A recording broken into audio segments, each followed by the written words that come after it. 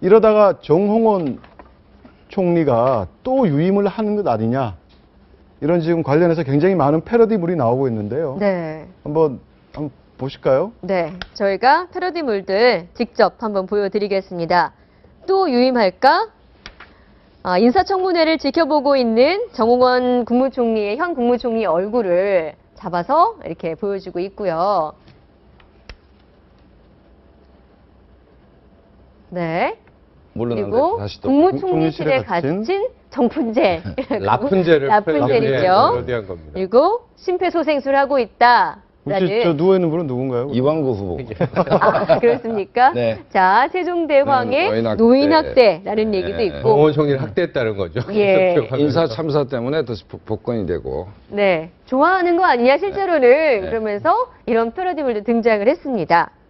네, 이런 패러디물이 나오고 있고, 이제 아니, 뭐. 그렇긴 하지만, 이게 어떻게 보면 슬픈 현실이기도 하잖아요. 아니 근데 이제 이게 우리가 전 정홍원 총리 뭐 참 개인적으로 좀 좋아하고 또 세월호 때는 가슴 아픈 적도 네. 있지만 저분을 딱 떠올릴 때마다 저는 대자뷰처럼 한 분이 딱 떠올라요.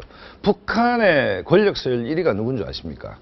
김정은이 아니고 김영남 그 상인민위원장 계신데 네. 이분 정말 가늘고 길게 가시잖아요. 정말 3대에 걸쳐서 길게 가시는데 그 우리 이제 국회나 이래 있으면 얘기하는 게 정치 뭐 국회의원도 어떻게 하면 되느냐 이러면 운칠기삼이 아니고 운칠복삼이라 그럽니다. 운 70%에 복이 30%라는데 어쨌든 관운은 좀 타고나야 된다고 본다면 우리 정홍원 총리의 관운은 정말 좀 타고난 관운이다.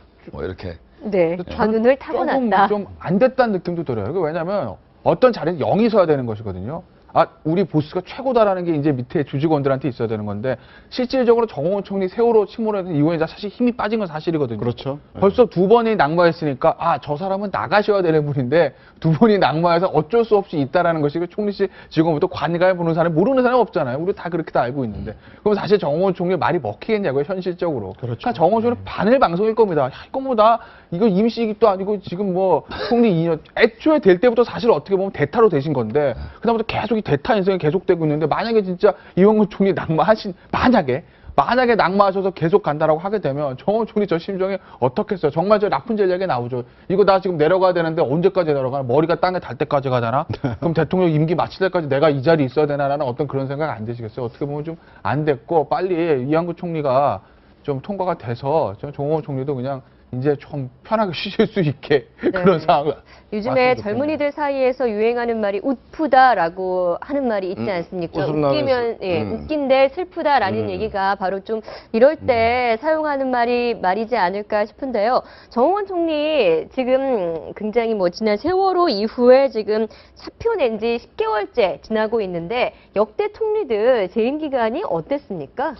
덜쭉날쭉하죠. 뭐 잠시 있다가 나간 사람들도 있고 그다음에 총리라면 우리나라 총리 상징은 JP입니다. JP인데 JP가 DJP 연합으로 또 총리가 되셨죠. 그래서 그 지난번 방송에도 말씀드렸는데 정치와 전혀 무관한 제 선배가 같이 이제 식사를 하는데 저보고 묻더라고요. 내가 중학교 다닐 때 JP가 총리였는데 내 아들이 중학교를 다니는데 지금도 JP가 총리다. 그래서 역시 총리 일하면 JP. 총리하면 1인지하 만인지상이었는데 가장 오래 하셨죠. 근데 이미지상으로는 그런데 실제 최장 기록은 네. 김황식 전 총리 그렇죠. 2년 2년 5개월이라고 합니다. 아 그렇습니까? 네. 이제 5개월. 저희가 이미지상으로는 그렇게 갖고 있는데 네. 공식 기록은 총리를 여러 번 하셨군요. 역시. 네. 그렇죠. 그 이제 정 총리가 5개월만 더 있으면 네. 이 기록을 깰 수가 있다는 거 아닙니까? 근데 이완구 대통령 어떻게 될지는 모르겠지만은 저 개인적으로 이번에 또 만약에 불상사가 일어난다면은 이제 정홍원 총리 사표 같은 거 다 반려하고 완전히 책임 총리로 가는 것이 옳다.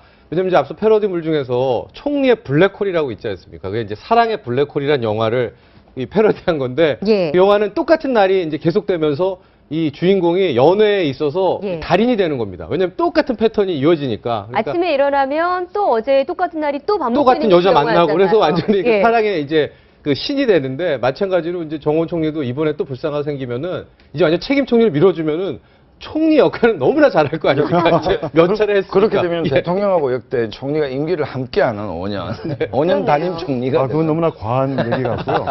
네, 이런 가운데 정청래 새정치민주연합 최고위원이 네. 또 히틀러 발언에 이어서 또 SNS를 통해서 이번 정홍원 총리를 좀 비꼬는 내용을 썼는데 한번 예, 보시죠. 아까 박상원 소장께서도 관훈 얘기하셨는데 정청래 의원도 비슷한 얘기를 하네요. 억세게 관훈이 좋으시다. 다 물리치고 그렇게 그만두고 싶어도 뜻을 못 이루고 있다라고 이야기를. 근데 이제 저 얘기를 뭐 할 수 있는데 정청래 의원이 지금 이제 뭐 어제 아래 이제 최고 지도부가 됐는데 제가 분명히 하고 싶은 게 SNS로 흥한자 SNS로 망한다. 지나치게 좀 가벼운 것 같고 예. 어쨌든 그 책임 있는 정치인이고 야당 지도부가 저렇게 총리를 이렇게 좀 약간 그 희화화하는 얘기는 좀 아무래도 보기가 좀 민망하죠. 근데 저 글에는 분명하게 좀 이번에 낙마를 시키고 싶다는 의지가 담겨 있는 거 아닙니까? 관운을 타고 나면. 뭐 그런 것도 있어 보이네요. 그런 것도 어떻게 있어 보세요? 보이는데. 지금 이제 어제 연기됐죠? 예, 연기됐죠. 연기됐는데 어제는 제가 보기에는 그 국회의장실 새누리당 야당이 각자 얻을 것을 다 얻었다. 그러니까 아주 뭐 절묘한 그러니까 트라이앵글 삼각지점에 골든 트라이앵글을 딱 맞췄다라고 보고 16일 통과되는 건 무난할 거로 봅니다. 야당도 뭐 할 만큼 했으니까. 그리고 어제 이제 일부 여론조사를 보면 재밌는 장면이 나오는 게 이제 어제 리얼미터 조사가 나왔는데 갑자기 충청 지역에서 야당 지지도가 지금 급락하고 있습니다. 네. 그렇기 때문에 그게 상당히 뭐 야당도 부담을 가질 수밖에 없기 때문에 우리 그 정홍원 총리께서 기록을 경신할 가능성은 좀 낮다. 이렇게 봐야 될 것 같습니다. 여야가 어떤 득실을 얻은 겁니까? 이번에 연기하는 합의를 하면서. 아니 지금 만약에 이제 새누리당은 뭐 진짜 절체절명이죠. 만약에 또 한번 총리 인사 참사가 난다라고 하면 요즘 말로 멘붕이라고 합니까? 청와대든 당이든 뭐 친박 비박할 것이 멘붕에 빠질 것이고 야당은 야당대로 어느 정도 이제 뭐 충분히 정치적 상처를 냈기 때문에 더 밀고 가다가는 정말 역풍이 지금 실제로 일어나고 있고 어떤 장면이 지금 청문회 첫날에 진선미 의원이 굉장히 각광을 받았습니다. 그런데 두 번째 날 충청 향후에 회장 되시는 분하고 격돌했다가 본전도 못 찾는 그만큼 충청 여론이 민감한 것이죠 지금. 네. 그렇다고 보면 역대 총선 대선에서 충청을 이기지 못하고 이긴 적이 없습니다. 네. 캐스팅 보드를 진 지역인데 충청 여론을 생각 안 할 수도 없고 그 다음에 문재인 대표가 어제 그저께 대표가 됐는데 지나치게 강공 드라이브를 걸다가 되치기를 당했을 경우에 초반부터 리더십이 치명적으로 손상당할 수도 있지 않습니까?